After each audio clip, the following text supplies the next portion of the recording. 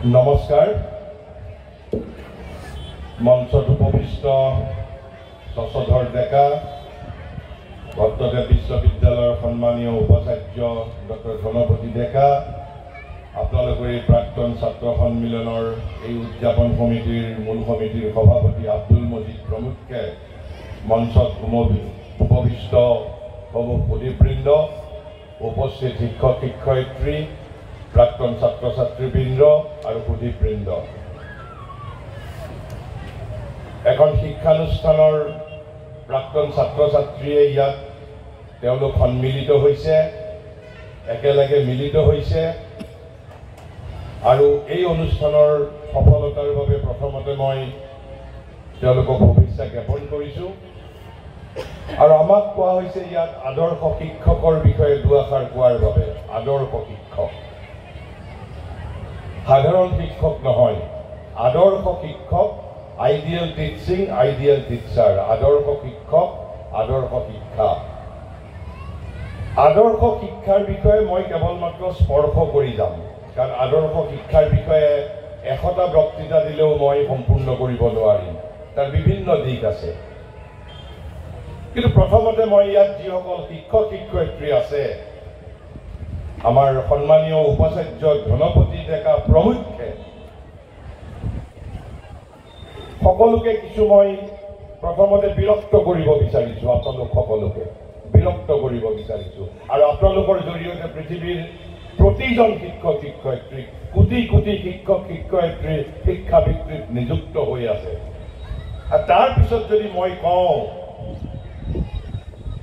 the teacher spoils everything by thinking that he is teaching এই যে শিক্ষকসকলে দাবী কৰে যে মই শিকাইছোঁ এই দাবী কৰাৰ জৰিয়তে শিক্ষকসকলে সকলো মাটি কৰি পেলায় আপোনালোক নিশ্চয় মোৰ প্ৰতি বিৰক্ত হ'ব পৃথিৱীত কোটি কোটি শিক্ষক নিয়োজিত হৈ আছে assistant professor associate professor professor professor এমেৰিটাছ প্ৰাথমিক বিদ্যালয়ৰ শিক্ষক উচ্চতৰ মাধ্যমিক বিদ্যালয়ৰ শিক্ষক আৰু ইয়াত কোনোবা এজন দিগন্ত বিশ্ব শৰ্মাই আহি কৈছে যে teacher spoils everything not anything everything সমস্ত বাতি কৰি পেলায় teacher spoils everything by thinking that he is teaching নিশ্চিতভাৱে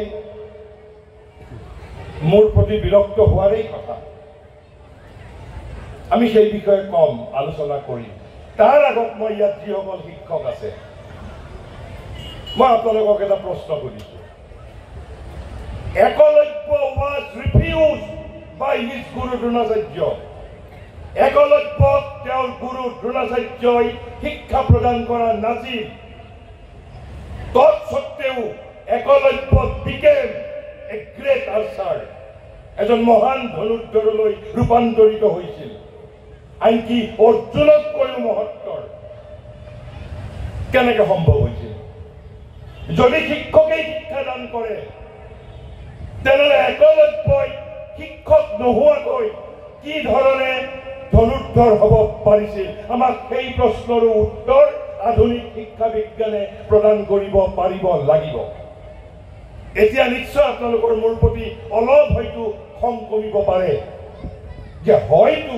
শিক্ষকে শিকাইছোঁ বুলি আচলতে সমস্ত মাটি কৰি পেলায় ঠিক আছে মই ধৰিলোঁ মোক আপোনালোকে বুৰঞ্জী শিকাইছে হিচাপ বিজ্ঞান শিকাইছে নৃতত্ব শিকাইছে ৰাজনীতি বিজ্ঞান শিকাইছে ৰসায়ন বিজ্ঞান শিকাইছে অৰ্থনীতি বিজ্ঞান শিকাইছে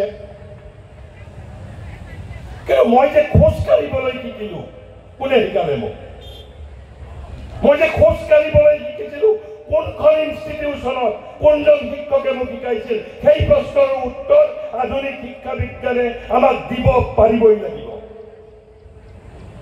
মই যে মোৰ নিজৰ মাতৃভাষাত কথা কওঁ কোনে শিকাইছিল মোক কোনখন ভাষা বিজ্ঞান প্ৰতিষ্ঠানত মই 2 বছৰ বয়সত মোক মা দেউতাই পঠিয়াইছিল কিন্তু মই মোৰ মাতৃভাষা স্কুলত নোযোৱাকৈ শিকিছোঁ আপুনিও শিকিছে পৃথিৱীৰ প্ৰত্যেকজন মানুহে শিকিছে আৰু তেওঁলোকক কোনে শিকায় আমাক সেই প্ৰশ্নৰ উত্তৰ আধুনিক শিক্ষা বিজ্ঞানে দিব লাগিব কাৰণ ইয়াত আমি আদৰ্শ শিক্ষকৰ বিষয়ে কথা পাতিছোঁ আদৰ্শ শিক্ষকৰ বিষয়ে কথা পাতিছোঁ আপোনালোকৰ নিশ্চয় এতিয়া অলপ খং কমিব পাৰে। তাৰপিছত মই বেলেগ এটা প্ৰশ্ন সুধিছোঁ এইবাৰ।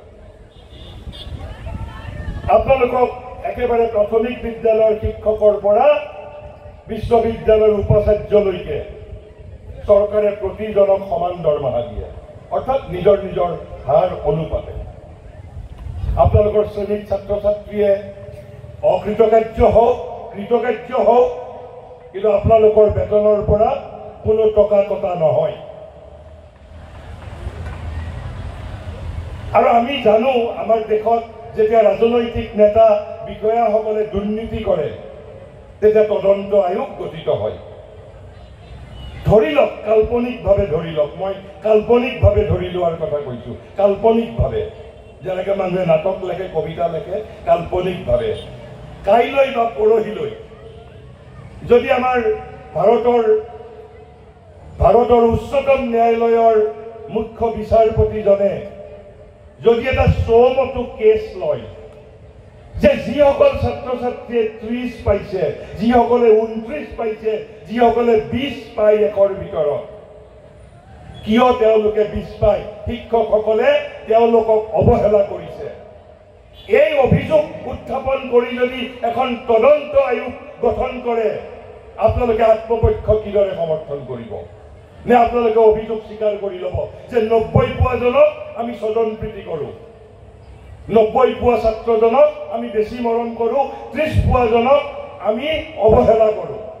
এই যে অভিযোগটো যদি কাল্পনিকভাৱে ধৰি লওক, যেনেকৈ ৰাজনৈতিক নেতাৰ বিৰুদ্ধে তদন্ত আয়োগ গঠিত হয়, কালি পৰহি যদি ভাৰতবৰ্ষত শিক্ষক শিক্ষয়িত্ৰীৰ বিৰুদ্ধেও যদি মহামান্য বিচাৰপতিয়ে যদি সুপ্ৰিম কোৰ্টে যদি চমতো এনকুৱাৰী কমিশ্যন যদি গঠন কৰে, আপোনালোকেতো নিশ্চয় আত্মপক্ষ সমৰ্থন কৰিব যে নহয় নহয়, আমি অভিযুক্ত নহয়, আমি কাকো অৱহেলাও নকৰোঁ আৰু আমি কাকো স্বজন প্ৰীতিও নকৰোঁ, আমাৰ বাবে প্ৰতিগৰাকী ছাত্ৰ ছাত্ৰী একেই।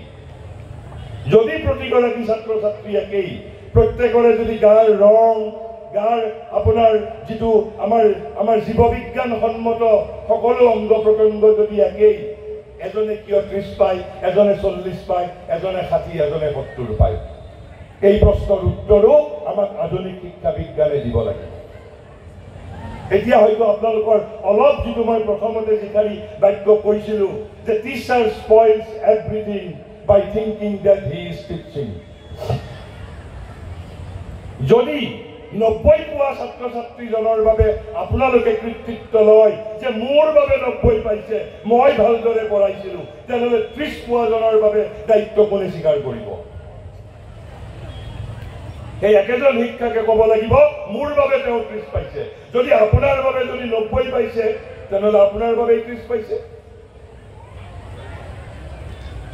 কিন্তু আপোনালোকক মই অলপ জংকপংক কৰি দিছোঁ, আপোনালোকৰ চিন্তাত অলপ খেলি মেলি লগাই দিছোঁ। কাৰণ আচলতে মই ইয়াত কোনো তাত্ত্বিক কথা 1 ঘণ্টাৰ আধা ঘণ্টাৰ এটা ভাষণত শিক্ষা বিজ্ঞানৰ দৰে বিষয়বস্তু এটা সাৱলীলভাৱে অভিব্যক্ত কৰাটো সহজসাধ্য কথা নহয়। মই কেৱল মাত্ৰ আপোনালোকক এই যে কয় thought provoking, I want to provoke your thought, মই আপোনালোকৰ চিন্তা উদ্ৰেক কৰিব বিচাৰিছোঁ যে সমগ্ৰ পৃথিৱীব্যাপী আধুনিক পৃথিৱীত শিক্ষা নামৰ এটা ভুৱা প্ৰক্ৰিয়া সমগ্ৰ পৃথিৱীব্যাপী, একেবাৰে আমেৰিকাৰ পৰা, একেবাৰে ৰাছিয়াৰ পৰা, ইংলেণ্ডৰ পৰা ভাৰতবৰ্ষলৈকে বিদ্যাৰ্থীসকলক প্ৰবঞ্চনা কৰা হৈছে। মই সাহসৰ সৈতে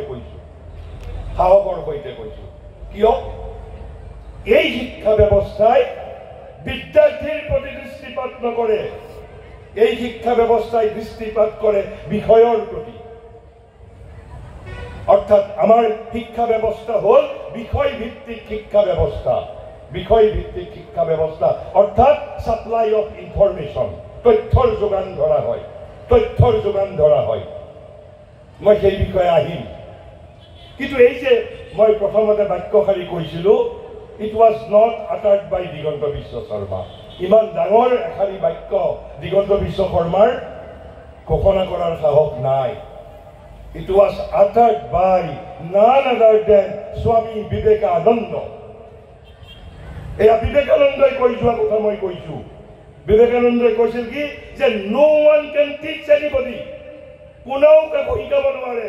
nobody can teach anybody. The teacher spoils everything by thinking that he is teaching. তেনে শিক্ষক কোনে শিকায় আমাক? শ্ৰী অৰবিন্দই কৈছে মই জীৱনৰ শিক্ষাৰে শিক্ষিত হৈছোঁ, মাটিৰ পৃথিৱীত দিব্য জীৱনৰ স্বপ্নদ্ৰষ্টা মহাযোগী মহাঋষি মহাবিপ্লৱী মহাযোগী শ্ৰী অৰবিন্দই কৈছে the first principle of the teaching. Here we are discussing about ideal teaching. Sri Aurobindo কৈছে the first principle of the teaching is that nothing can be taught. একেবাৰে বিবেকানন্দৰ সৈতে একে ধৰণৰ কথা, আইডেন্টিকেল। বিবেকানন্দই কৈছে no one can teach anybody. Sri Aurobindo কৈছে nothing can be taught.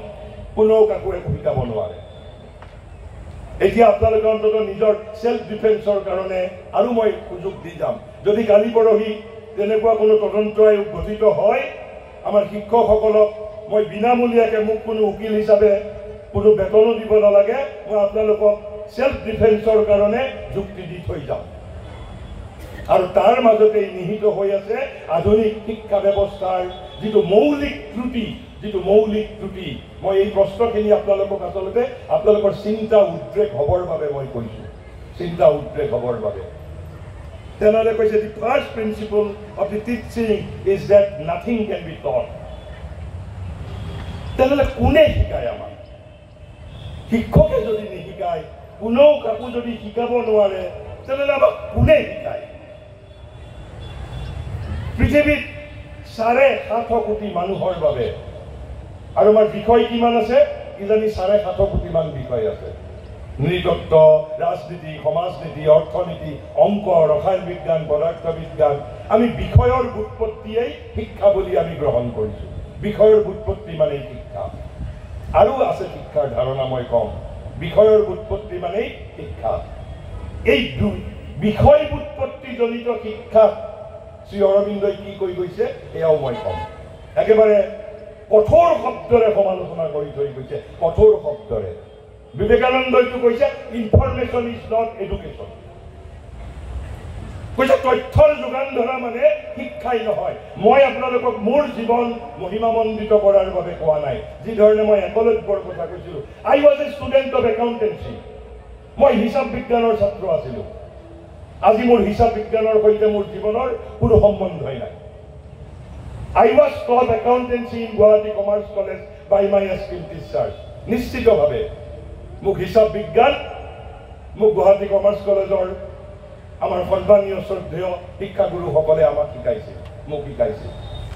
কিন্তু আজি মোৰ বিষয় ভাৰতীয় সংস্কৃতি, ভাৰতীয় জাতীয়তাবাদ, ভাৰতীয় শিক্ষা, ভাৰতীয় শিল্প, ভাৰতীয় সাহিত্য, ভাৰতীয় সংস্কৃতি, ভাৰতীয় স্থাপত্য, ভাৰতীয় সমাজ ব্যৱস্থা, ভাৰতীয় জ্ঞান পৰম্পৰা। হু ইজ টিচিং মি? অন্ততঃ আপোনালোকে যিসকলে মোক চিনি পায়, মইতো এইবিলাক বিষয় কোনো এখন প্ৰতিষ্ঠানত গৈ শিক্ষা গ্ৰহণ কৰা নাই। চাকৰি কৰিছিলোঁ মই পৰিবহণ বিভাগত। মোৰ বিষয় আছিল হিচাপ বিজ্ঞান। I was a student of accountancy.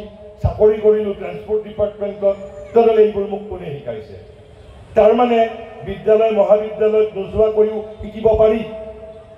তেনেহ'লে বিবেকানন্দ আৰু শ্ৰী অৰবিন্দই কোৱা কথাষাৰ আমি পোনছাতেই ভুল বুলি ক'ব নোৱাৰোঁ। মই একেবাৰে প্ৰমাণ কৰি দিছোঁ। এনেকুৱা মোৰ দৰে বহু উদাহৰণ আছে। হয়তো তেওঁ হিষ্ট্ৰীৰ স্নাতকোত্তৰ হৈ তেওঁ ভাৰতীয় প্ৰশাসনীয় সেৱাৰ চাকৰি কৰি প্ৰশাসনীয় দক্ষতা লাভ কৰিছে। তেওঁক প্ৰশাসনীয় দক্ষতা কোনে শিকালে? তেওঁক প্ৰশাসনৰ বিষয়ে জ্ঞান কোনে দিলে? তেওঁতো বিশ্ববিদ্যালয়ত ইতিহাস পঢ়িছিল, বুৰঞ্জী পঢ়িছিল। এজন নৃতত্ব পঢ়া ছাত্ৰই যেতিয়া অসম অসামৰিক সেৱাৰ পৰীক্ষাত উত্তীৰ্ণ হয়, তাৰপিছত তেওঁ যে বিষয়া হয়, বিষয়া হোৱাৰ বাবে তেওঁক যিটো জ্ঞান, দক্ষতা, বুদ্ধি, তেওঁকতো মহাবিদ্যালয়খনে শিকোৱা নাছিল। ক'ৰ পৰা শিকিলে তেওঁ? ক'ৰ পৰা শিকিলে? মই ভাৰতীয় শিক্ষা বিজ্ঞানৰ মই মূল তত্ত্বটোৰ বিষয়ে কৈ মই আদৰ্শ শিক্ষকৰ বিষয়ে ক'বলৈ যাম, কাৰণ এই মূল তত্ত্বটো জানিব লাগিব। যদি আমি আদৰ্শ শিক্ষকৰ বিষয়ে জানিব বিচাৰোঁ, শিক্ষা বিজ্ঞানৰ মূল যিটো তত্ত্ব, মহাভাৰতৰ উদ্যোগ পৰ্ব মানে কোনটো পৰ্ব? যেতিয়া যুদ্ধ হোৱাৰ আগৰ উদ্যোগ পৰ্ব। আমি ধৃতৰাষ্ট্ৰক আন যিমান দুখেৰে কলংকিত নকৰোঁ কিয়, ধৃতৰাষ্ট্ৰৰ কিন্তু এটা বিৰাট ডাঙৰ গুণ আছিল। কি গুণ আছিল? ধৃতৰাষ্ট্ৰই কাকো নজনাকে, তেওঁ যিহেতু ৰজা আছিল, তেওঁৰ ৰাজ্যৰ যিমান বিদ্বান পণ্ডিত জ্ঞানী ঋষি ব্যক্তি আছিল, সেইবিলাকক মাজে মাজে তেওঁ মাতি আনিছিল। আৰু মাতি আনি তেওঁ জ্ঞানৰ পৃষ্ঠা, তেওঁ জ্ঞানৰ বাবে খুব পৃষ্ঠা আছিল, তেওঁ সেইবোৰ গ্ৰহণ কৰিছিল। ঠিক যেতিয়া মহাভাৰতৰ যুদ্ধৰ সময়ত সকলোৱে যুদ্ধৰ উদ্যোগত ব্যস্ত আছে, সেই সময়খিনিত ধৃতৰাষ্ট্ৰই তেওঁৰ ৰাজ্যৰ যিমান ঋষি যিমান মুনি আছে সকলোকে এদিন মাতি আনি তেওঁ কিছুমান প্ৰশ্ন সোধে আৰু সেই প্ৰশ্নৰ উত্তৰবিলাক লয়। ঠিক তেনেকুৱা এজন, মই কাৰ পৰা লৈছিল পৰামৰ্শটো, তেওঁৰ নামটো পাহৰি গ'লো। মোৰ যিমান দূৰ মনত আছে, উদ্যোগ পৰ্বৰ 46 সংখ্যক যিটো শ্লোক সুধিছে যে যিকোনো বিদ্যা, সংগীত হওক, সাহিত্য হওক, ৰসায়ন বিজ্ঞান হওক, পদাৰ্থ বিজ্ঞান হওক, গণিত শাস্ত্ৰ হওক, নৃত্য হওক, ক্ৰিয়া হওক, যিকোনো বিদ্যাত, যিকোনো সাধনাত সিদ্ধি লাভ কৰাৰ বাবে আমাক কি কি বস্তু লাগে? তেতিয়া মহাভাৰতে কৈছে 4টা বস্তুৰ প্ৰয়োজন। 4টা বস্তুৰ প্ৰয়োজন বুলি কৈছে। প্ৰথমটো কি বুলি কৈছে? প্ৰথমটো কৈছে জ্ঞান। জ্ঞান অৰ্থাৎ শাস্ত্ৰ, আমাক শাস্ত্ৰ লাগিব, অৰ্থাৎ বস্তুটোৰ বিষয়ে জানিব লাগিব। দ্বিতীয়তে কৈছে গুৰু। আকৌ মই ইয়াতে কি ক'লো, বিবেকানন্দই কি ক'লে?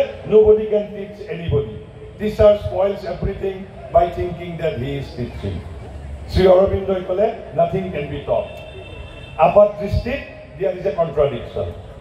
মহাভাৰতে কৈছে গুৰু লাগিব, কিন্তু ইয়াত মই আপোনালোকক প্ৰথমতে যিখিনি ক'লো দেখাত আপাত দৃষ্টিত বিৰোধাভাস আছে। মই বাৰু তাৰ ব্যাখ্যা কৰিম। তৃতীয়টো কৈছে উৎসাহ। যিকোনো সাধনাত সিদ্ধি লাভ কৰাৰ বাবে বুদ্ধিতকৈও মেধাতকৈও মূল প্ৰয়োজনীয় বস্তুটো মই কোৱা নাই, মহাভাৰতে কৈছে উৎসাহ। আৰু শ্ৰী অৰবিন্দই যেতিয়া এই সাধন চতুষ্টয় বুলি তেওঁৰ চিন্থেচিছ অফ যোগ নামৰ এখন বিশাল কিতাপত there is a chapter 4H সাধন চতুষ্টয়, তাত তেওঁ এই উৎসাহ শব্দটো, গুৰু শব্দটো, শাস্ত্ৰ শব্দটো তেওঁ ইংৰাজীলৈ অনুবাদ কৰা নাই। কিতাপখন ইংৰাজীত লিখিছে, উৎসাহটো উৎসাহ বুলিয়ে লিখিছে। আৰু তাৰ পিছৰটো কৈছে কাল, সময়। এটা সকলো বস্তুৰে এটা মুভমেণ্ট, তাৰ গতিৰ এটা নিৰ্দিষ্ট সময় আছে। নিৰ্দিষ্ট সময়ৰ আগত একো নহয়। ধৰি লওক আপোনাৰ ঘৰত বিয়া আছে, আপুনি ঘৰত কলপুলি ৰুইছে, 2 মাহ পিছতেই বিয়া। আপোনাৰ প্ৰয়োজন থাকিল বুলিয়েই কলপুলিজোপাই 2 মাহতে আপোনাক ফল নিদিবও পাৰে, কাৰণ কলজোপাই ফল দিয়াৰ বাবে তাৰ এটা নিৰ্দিষ্ট গতি আছে, সময় আছে। আপোনাৰ প্ৰয়োজনৰ ওপৰত কলজোপা নিৰ্ভৰশীল নহয়। গতিকে আমাক 4টা বস্তুৰ প্ৰয়োজন: শাস্ত্ৰ, গুৰু, আৰু তাৰপিছত কি ক'লে যে উৎসাহ, আৰু হ'ল কাল, সময়। কিন্তু তাৰ পিছতেই কোৱা হৈছে শাস্ত্ৰ মানে কি? যিখন সনাতন শাস্ত্ৰ, ইটাৰনেল বেদ। ইটাৰনেল শব্দটোৰ অৰ্থ কি? সনাতন শব্দটোৰ অৰ্থ কি? শাশ্বত শব্দটোৰ অৰ্থ কি? যাৰ কোনো বিনাশ নাই, সনাতন, চিৰযুগমীয়া। 5000 বছৰ আগতেও আছিল, আজিও আছে, 20000 বছৰৰ পিছতো থাকিব। কিন্তু আপোনাৰ ঘৰত থকা যিখন কিতাপ সেইখন লয়ক্ষয় হৈ যাব পাৰে। কিন্তু কৈছে এখন সনাতন বেদ আছে, শাশ্বত বেদ আছে, ইটাৰনেল বেদ আছে। সেইখন ক'ত আছে বুলি কৈছে জানেনে? কৈছে বিশ্বকোষত নাই। আমি যিবোৰক প্ৰচলিত শাস্ত্ৰ বুলি কওঁ সেই শাস্ত্ৰবোৰৰ মাজত নাই, সেইবোৰ শাস্ত্ৰৰ কথাও কোৱা নাই। কৈছে আচল যিখন শাস্ত্ৰ, যিখন সনাতন বেদ, এই সনাতন বেদখন ক'ত আছে? কৈছে হেনো মানুহৰ হৃদয়ৰ ভিতৰত আছে। কি অদ্ভুত কথা কৈছে চাওক। এতিয়া আপোনালোকে নিশ্চয় বুজি অলপ অলপ পাব ধৰিছে কিয় নাথিং কেন বি টট বুলি শ্ৰী অৰবিন্দই কৈছে যে কোনেও কাকো শিকাব নোৱাৰে। বিবেকানন্দইও কৈছে আৰু মহাৰিষি শ্ৰী অৰবিন্দইও কৈছে। কৈছে আচল যিখন সনাতন শাস্ত্ৰ, eternal Veda, is within my heart, হৃদয়ৰ ভিতৰতহে আছে। তাৰ পৃষ্ঠা চফা কৰিবও নালাগে, একেবাৰে জল জল পট পট কৰি ভিতৰত আছে। এই যে গুৰুৰ কথা কোৱা গ'ল, কৈছে গুৰু আচল যিজন গুৰু, আচল যিজন গুৰু পৃথিৱীৰ ৭.৫ কোটি মানুহৰ বাবে। যিমান পৃথিৱীত বিষয় আছে, একেবাৰে বিজ্ঞানৰ পৰা, কলাৰ পৰা, বাণিজ্যৰ পৰা, কাৰিকৰী বিদ্যাৰ পৰা, চিকিৎসা বিজ্ঞানৰ পৰা, সাহিত্য, সংগীত, শিল্প, ক্ৰীড়া, যিমান পৃথিৱীত বিষয় আছে, প্ৰতিটো বিষয়ৰে শিক্ষক পৃথিৱীত মাত্ৰ এজনেই। কি অদ্ভুত কথা আকৌ এইটো চাওকচোন, মাত্ৰ এজনেই হেনো শিক্ষক। তেওঁক এছিষ্টেণ্ট প্ৰফেচৰ বুলিও ক'ব নালাগে, এছ'চিয়েট প্ৰফেচাৰ বুলিও ক'ব নালাগে, প্ৰফেচাৰ বুলিও ক'ব নালাগে, তেওঁক উপাচাৰ্য বুলিও কোৱা নহয়, তেওঁ PhDও নলয়, তেওঁৰ কোনো কোৱালিফিকেশ্যনো নাই, তেওঁক কোনো দৰমহাও দিয়া নহয়। And he is 24 hours within you, 24 hours within you.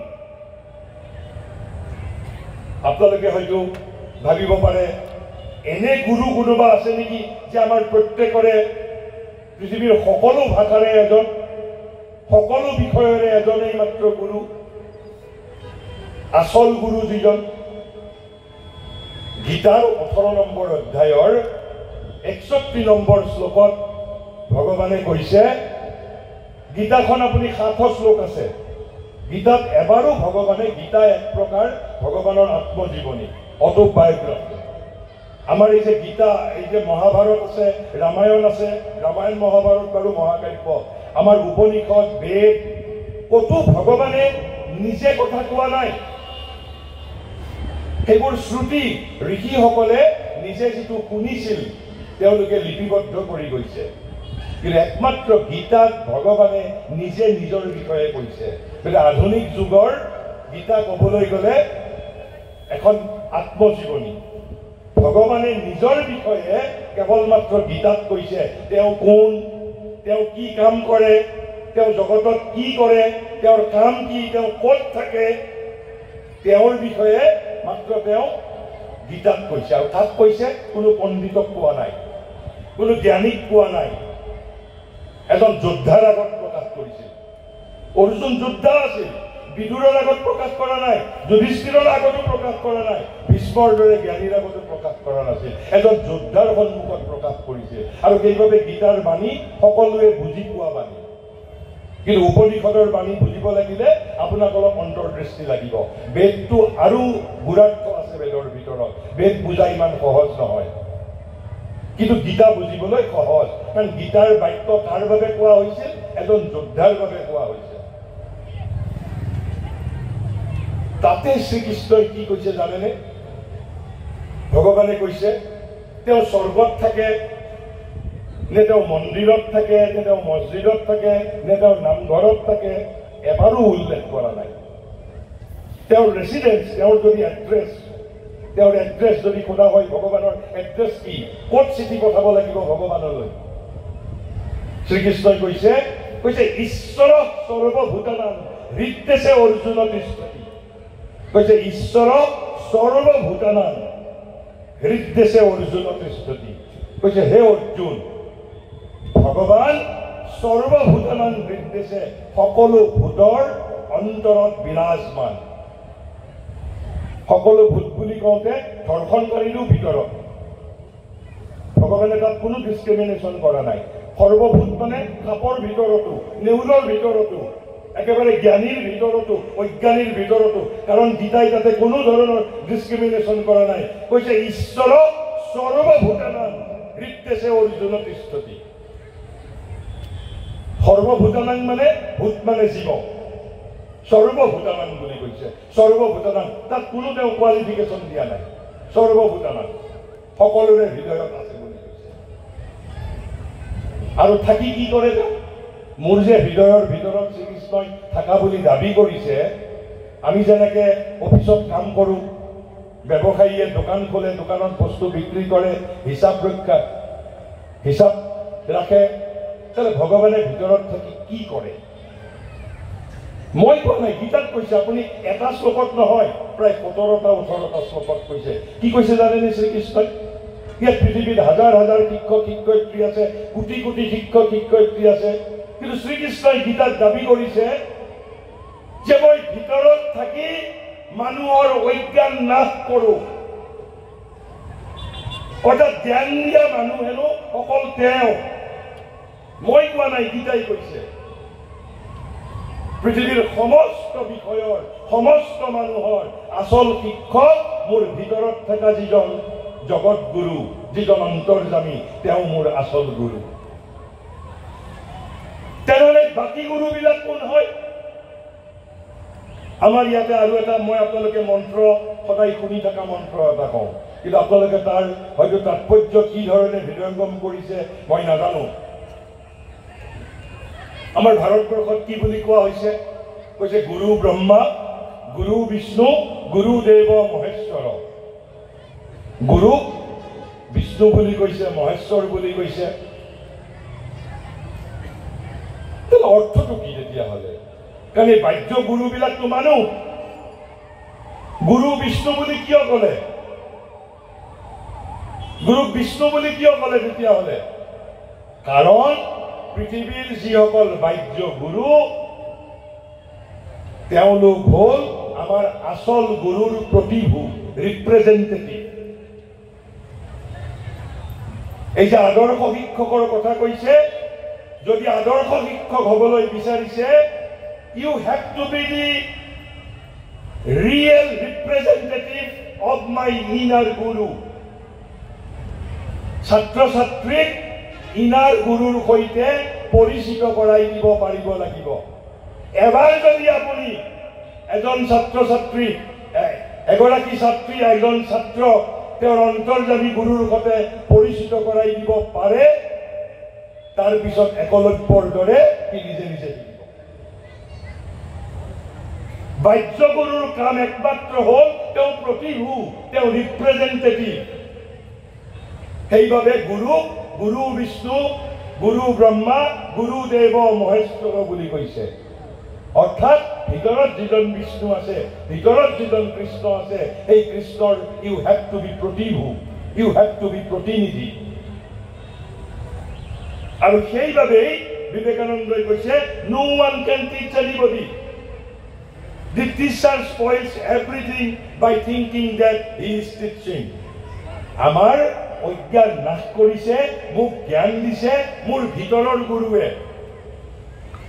বাহ্য গুৰুৱে কেৱল মাত্ৰ মোক মোৰ ভিতৰৰ গুৰুৰ সৈতে পৰিচিত কৰাই দিছে। তাৰপিছত আৰু পাব বিবেকানন্দই। সেইবাবে এই তত্ত্বটো প্ৰথম জানিলেহে আদৰ্শ শিক্ষকৰ ভূমিকাটো জানিব পাৰিব। ইয়াৰ পিছত যিখিনি বিবেকানন্দই কথা কৈছে, মই সেইখিনিৰ বিষয়ে মই আহিম। এইখিনি মই প্ৰথম এটা আপোনালোকক পাতনি কৰি ল'লো। তাৰপিছত আন এটা কথা, এইবাৰ শিক্ষক নহয়, আমাৰ অভিভাৱক, পিতৃ মাতৃ, সমাজ, তেওঁলোকৰ ওপৰত কথা কৈছো। তেওঁলোকে আদৰ্শ শিক্ষা বুলি কাক বুজি পায়? যদি মই পঢ়ি শুনি হয় বহুৰাষ্ট্ৰীয় নিগমত, নহয় চৰকাৰৰ এটা যদি চাকৰি কৰিব পাৰোঁ, যদি মই চাকৰি কৰিবলৈ, মই যদি চাকৰি পাইছোঁ, তেনেহ'লে এই শিক্ষা ব্যৱস্থা ভাল শিক্ষা ব্যৱস্থা। আৰু যদি মই চাকৰি পোৱা নাই, তেনেহ'লে সেই শিক্ষা ব্যৱস্থা ভাল শিক্ষা ব্যৱস্থা নহয়। শিক্ষা ব্যৱস্থাক পিতৃ মাতৃয়ে কিয় মূল্য দিয়ে? যে মোৰ সন্তানে পঢ়িছে, পঢ়ি শুনি এটা চাকৰি পাব লাগিব, বাচি টিকি থাকিব লাগিব, আহাৰ নিদ্ৰা মৈথুন, অন্ন বস্ত্ৰ বাসস্থান, আৰু তাৰপিছত এটা চাকৰি কৰিব লাগিব, প্ৰচুৰ অৰ্থ উপাৰ্জন কৰিব লাগিব, কিমান অৰ্থ উপাৰ্জন কৰিব লাগিব simply we do not know মানুহে সকলো কথা জানে আজি আনকি মঙ্গলত চাং পাতিবও শিকিছে এদিন হেনো গৈ পেলাই মঙ্গলত থাকিব পৃথিৱীৰ মানুহে মই পৃথিৱীৰ সমস্ত বিজ্ঞানীক আগতীয়া শুভেচ্ছা জনাই থৈছো আমি হয়তো পৃথিৱীত নাথাকিবও পাৰোঁ কিন্তু সেই বিজ্ঞানে এটা বস্তুৰ কিন্তু আমাক উত্তৰ দিব পৰা ক্ষমতা মুঠেও নাই ৰসায়ন বিজ্ঞানৰো নাই গণিত শাস্ত্ৰৰো নাই পদাৰ্থ বিজ্ঞানৰো নাই যে মানুহক কিমান টকাৰ প্ৰয়োজন আছে কোনেও হিচাপ উলিয়াই দিব নোৱাৰে গতিকে আমাৰ বাবে জীৱন কি এটা চাকৰি তাৰপিছত প্ৰচুৰ অৰ্থ তাৰপিছত কি হ'ব জীৱনত কি কৰিব লাগিব মোক খ্যাতি লাগিব মই প্ৰচুৰ অৰ্থৱান হোৱাৰ পিছত মোৰ যদি খ্যাতিয়েই নাথাকে আন একো নহ'লেও মন্ত্ৰী বিধায়ক একো হ'ব নোৱাৰিলেও ওচৰৰ পূজা কমিটিৰ সম্পাদক হ'ব পাৰিবই লাগিব মই হ'লো মোৰ খ্যাতিও হ'ল কিন্তু মোক ওচৰৰ পাণ দোকানীজনেও মোক সমীহ নকৰে তাৰপিছত মোক কি লাগিব ক্ষমতা লাগিব কিয় ক্ষমতা লাগিব পৃথিৱীৰ পৰা সামন্ত প্ৰথা কেতিয়াবাই অন্তৰ্হিত হৈছে সামন্ত প্ৰথা পৃথিৱীত আৰু এতিয়া নাই কিন্তু সামন্তবিলাক ক'ত গ'ল সামন্তবিলাকক আমি ভিতৰত পুহি ৰাখিছো মই কোৱা নাই দেই অম্বিকাগিৰি ৰাইচৌধুৰীয়ে কৈ গৈছে তেওঁৰ এটা কবিতা মই বিপ্লৱী মই দাণ্ডৱী কি কৈ গৈছে তাতে জানেনে তাতে কৈছে ভিতৰত পুহি দুষ্ট পিঠাচ বাহিৰত তাকে মোহিনী কলাৰ ছবি তাৰমানে যিজনে মোহিনী কলাৰ ছবি আঁকে তেওঁ ভাল আৰ্টিষ্ট হ'ব পাৰে কিন্তু তেওঁৰ ভিতৰত কিন্তু তথাপি দুষ্ট পিঠাচ পুহি ৰাখিব পাৰে মই কোৱা নাই অম্বিকাগিৰিয়ে কৈ গৈছে ভিতৰত পুহি দুষ্ট পিঠাচ বাহিৰত আঁকে মোহিনী কলাৰ ছবি ঠিক সেই ধৰণে সামন্ত প্ৰথা পৃথিৱীৰ পৰা নোহোৱা হৈ গৈছে কিন্তু সামন্তজনক আমি ভিতৰত পুহি ৰাখিছোঁ সেইবাবে আমাৰ প্ৰত্যেকৰে ভিতৰত ইনক্লুডিং মি ক্ষমতাৰ প্ৰতি এটা বুভুক্ষা আছে আৰু সেই ক্ষমতাৰ প্ৰতি বুভুক্ষা লাগিলে মই নামঘৰত চৰিতাৰ্থ কৰিম নহ'লে বিদ্যালয়ত চৰিতাৰ্থ কৰিম নহ'লে সাংস্কৃতিক মঞ্চত চৰিতাৰ্থ কৰিম মুঠৰ ওপৰত মোৰ ভিতৰত এটা ক্ষমতা আছে ক্ষমতাৰ প্ৰতি বুভুক্ষা আছে আৰু তাৰপিছত আমি জীৱন বুলি কি বুজো আমি জীৱন বুলি তাৰপিছত বুজো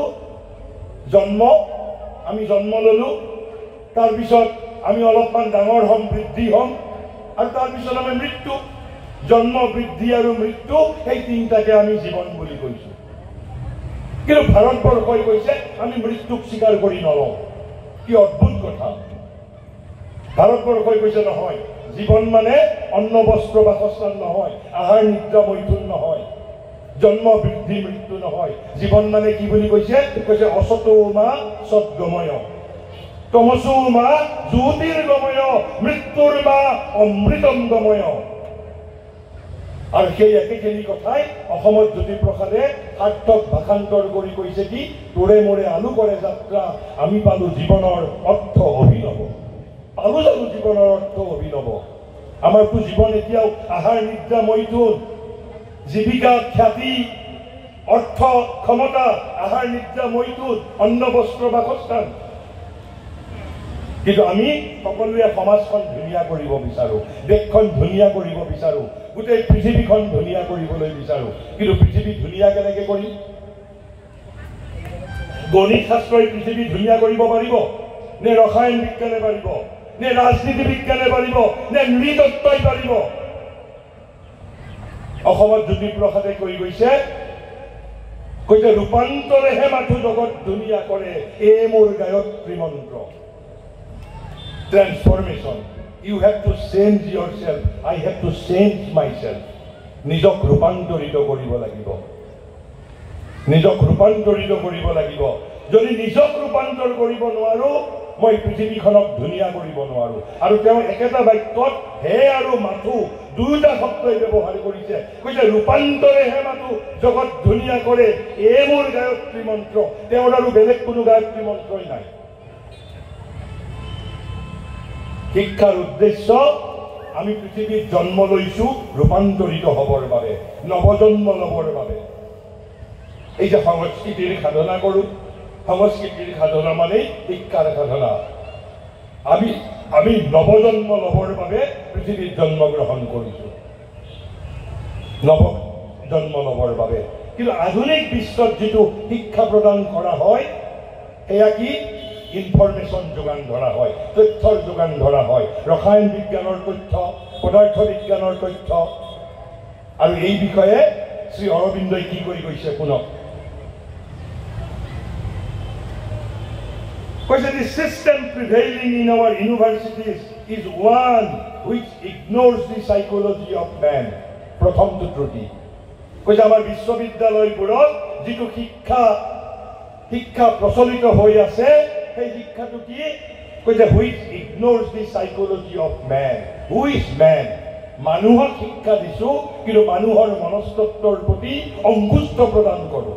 কেৱল বিষয় বিষয় বিষয়। বিদ্যাৰ্থী আমাৰ বাবে প্ৰয়োজনীয় বস্তু নহয়, মানুহ প্ৰয়োজনীয় বস্তু নহয়, জীৱনৰ সাৰ্থকতা প্ৰয়োজনীয় বস্তু নহয়। প্ৰয়োজনীয় বস্তু কি? বিষয় বিষয় বিষয়, বিষয়ৰ উৎপত্তি। আমি বিষয়ৰ উৎপত্তিৰ বাহিৰে শিক্ষা মানে কিবা আৰু অন্য বস্তু থাকিব পাৰে আমি এতিয়া কল্পনাও কৰিব নোৱাৰো। সমগ্ৰ পৃথিৱীব্যাপী আধুনিক পৃথিৱী। তাৰপিছত কৈছে কি?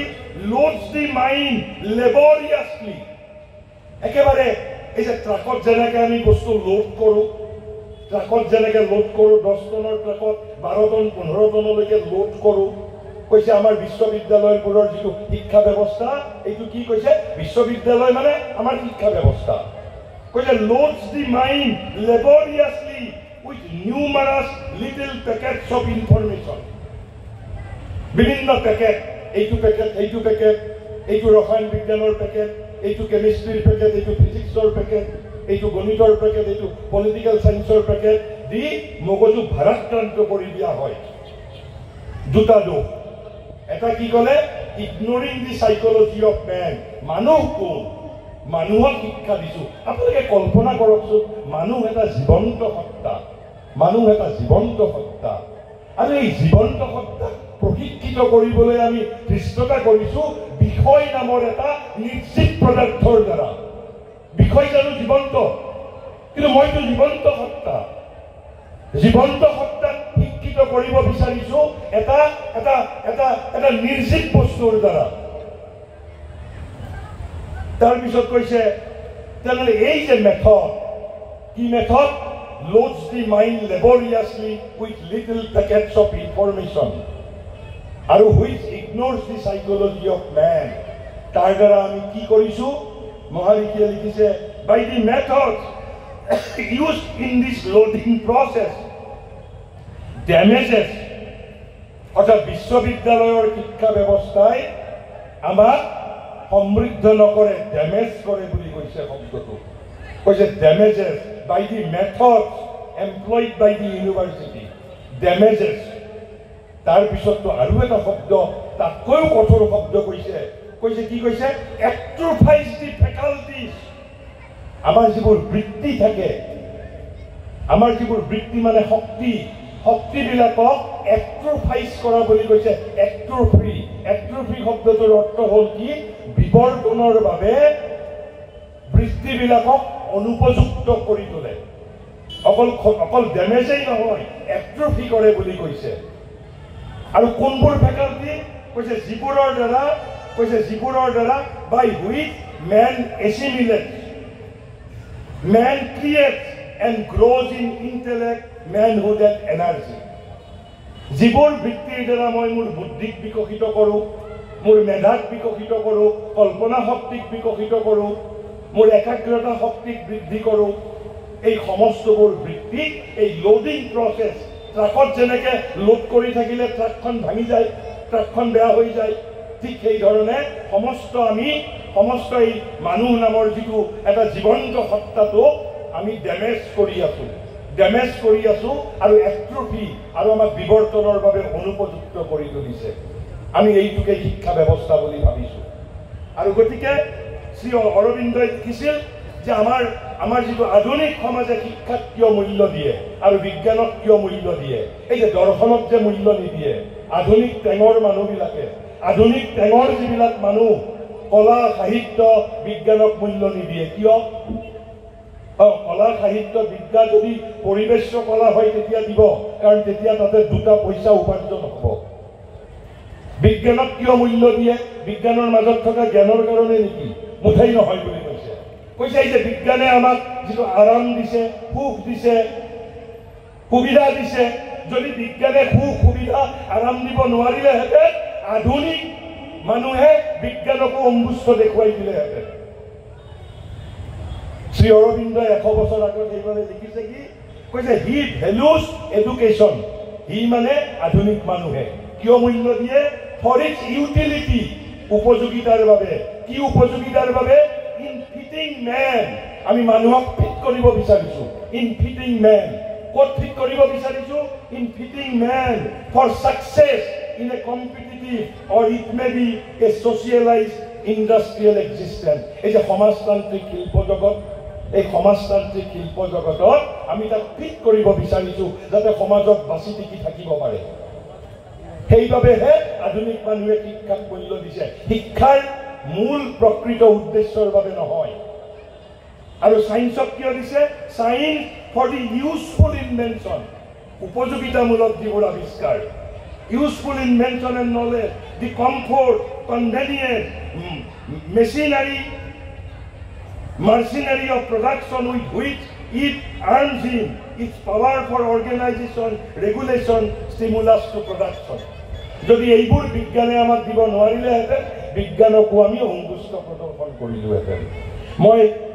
মই বিবেকানন্দৰ ভাষাৰে শিক্ষাৰ যিটো শিক্ষকৰ মূল কাম, কিন্তু আপোনালোকে আজিয়েই সেইটো আয়ত্ত কৰিব নোৱাৰে। তাৰ বাবে আপোনালোক দুখী নহয়, দুখী সমগ্ৰ পৃথিৱীৰ আধুনিক শিক্ষা ব্যৱস্থা, যিসকল মূৰ্ধন্য শিক্ষাবিদ আছে তেওঁলোকে শিক্ষাৰ মূল তত্ত্ব হয় নাজানে আৰু নহয় জানি বুজি ইচ্ছাকৃতভাৱে আমাৰ বিদ্যাৰ্থীসকলক প্ৰবঞ্চনা কৰিছে। এই দুটাৰ ভিতৰত এটা কোনটো সেইটো মই নাজানো। হয় তেওঁলোকে নাজানে আৰু নহয় তেওঁলোকে জানি বুজি আমাৰ বিদ্যাৰ্থীসকলক প্ৰবঞ্চনা কৰিছে। তেনেহ'লে মই আপোনালোকক মূল তত্ত্বলৈ মই আহি আছো, যিটো মূল ভাৰতীয় শিক্ষা বিজ্ঞানৰ একেবাৰে যিটো মূল তত্ত্ব, এই মূল তত্ত্বত কৈছে, এই যে মহাভাৰতৰ 4টা মই সাধনৰ কথা কৈছো, এই কথাখিনিলৈ মনত ৰাখিব। আৰু ৰূপ কোঁৱৰে কোৱা ৰূপান্তৰেহে জগত ধুনীয়া কৰে। আৰু এই যে উপনিষদৰ বাণী, অসতৌ মা সদ্গময়, তমসৌ মা জ্যোতিৰ্গময়, মৃত্যুৰ মা অমৃতম গময়, আৰু মই নৱজন্মৰ কথা কৈছো। এই 4টা বস্তুৰ মাজতেই সমগ্ৰ শিক্ষাৰ তত্ত্ব অন্তৰ্নিহিত হৈ আছে। কৈছে এজন কিৰিট যোশী নামৰ এজন মহান শিক্ষাবিদ আছিল, তেওঁ বৰ্তমান এই পৃথিৱীত নাই। মই 2010-11 চনত তেখেতৰ চৰণ স্পৰ্শ কৰাৰ সুযোগ পাইছো। তেখেত 1954 চনৰ এজন ভাৰতীয় প্ৰশাসনীয় সেৱাৰ বিষয়া আছিল। 2 বছৰ পিছতে তেওঁ চাকৰিৰ পৰা পদত্যাগ কৰিছিল আৰু পদত্যাগ কৰি তেওঁ পণ্ডিচেৰীত শ্ৰী অৰবিন্দ আশ্ৰমত তেওঁ এজন আশ্ৰমবাসী হৈছিল। 72 চনত ইন্দিৰা গান্ধীয়ে তেওঁক বলপূৰ্বক চাকৰিৰ পৰা পদত্যাগ কৰাৰ পিছতো পুনৰ মাতি আনি শিক্ষা সচিব কৰিছিল। আৰু আমাৰ বৰ্তমানৰ সন্মানীয় প্ৰধানমন্ত্ৰী নৰেন্দ্ৰ মোদী ডাঙৰীয়া যেতিয়া গুজৰাটৰ মুখ্যমন্ত্ৰী আছিল, তেওঁ আছিল পণ্ডিচেৰী, কিন্তু তেওঁক মুখ্যমন্ত্ৰীয়ে বলপূৰ্বক এক প্ৰকাৰ শিক্ষা উপদেষ্টা কৰি ৰাখিছিল। আৰু আজি যে আমি NEP 2020ৰ কথা কওঁ, তাৰ অন্তৰালৰ ব্যক্তিও এই কিৰিট যোশী। আপোনালোকে গুগলত বিচাৰিলে তেওঁৰ বহুত ভিডিঅ' পাব। তেওঁ আনকি এটা সময়ত ইউনেস্কোৰ এটা কমিটিৰ ভাইচ প্ৰেচিডেণ্টো হৈছিল।